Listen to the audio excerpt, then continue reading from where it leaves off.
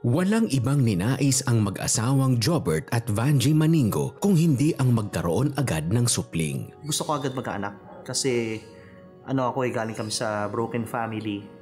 Kaya gusto kong on my time, on my family, ma-redeem yung mga bagay na nasira sa family ko before.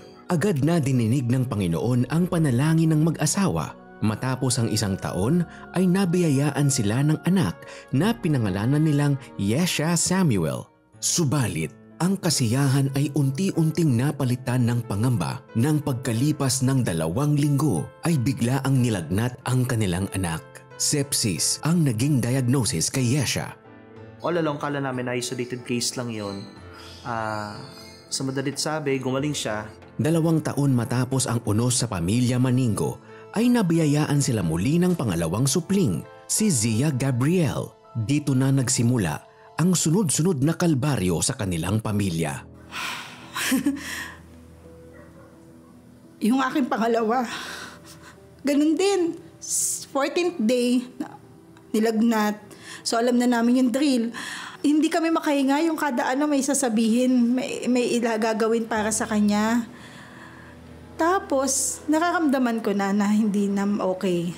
Kung sakali na mabuhay siya, may cerebral palsy siya. Or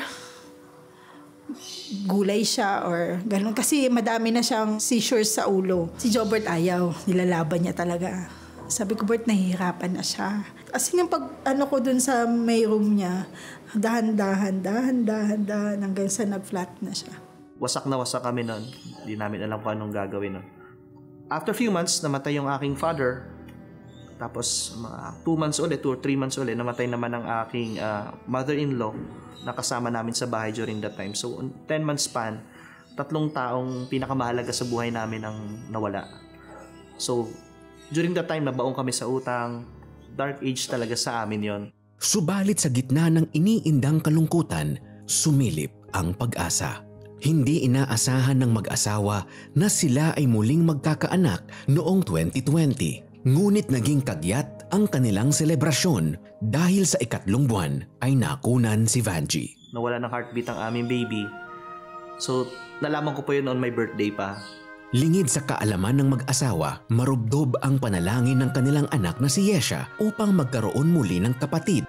Oo nga parang ang selfish ko naman. Trauma ko lang, yung emotion ko lang, ang ipapalit dun sa pwede pa naman ako mag-conceive. Sobrang saya ni Yesha nung nalaman niyang buntis ako.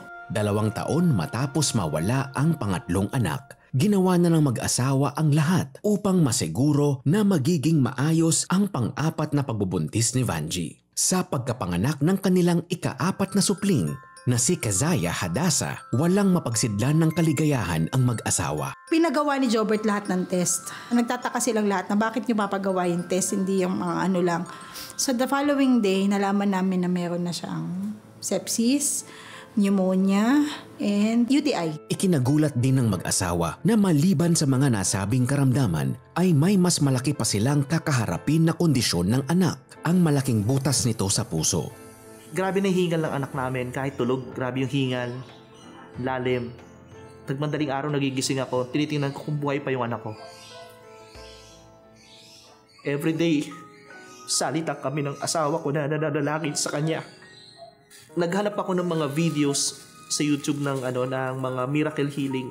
Yun panood ko sa CBN, yung miracle po ng mga healing ng mga bata doon. Nakaramdam ako ng malaking pag-asa. Sabi ko, Lord, kung nagawa mo sa kanila yun, kaya mo rin gawin yun sa anak ko.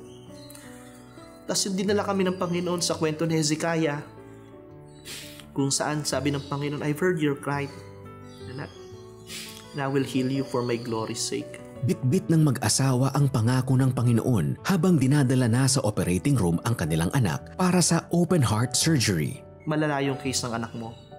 There's a possibility na sa lamesa siya abutan ng operating room. Sabi ko, sige Doc, pero gagaling siya. Nasa loob siya ng operation, di namin alam. Di kami kumain, nag-fasting kami, nanalangin kami, naka-prayer network kami. Ay, hindi pa kayo na-update? Ay, bakit po? Tapos ang operation 2 hours ago. Successful ang operation. Sarap sa pakiramdam ng time na yun. Lagi namin babalikan yung time na yun na ganun. Ang Lord ay sapat. Kasi ang pinagpe-pray namin healing eh. Pero sinagad ng Lord hanggang provision. Wala kaming binayaran.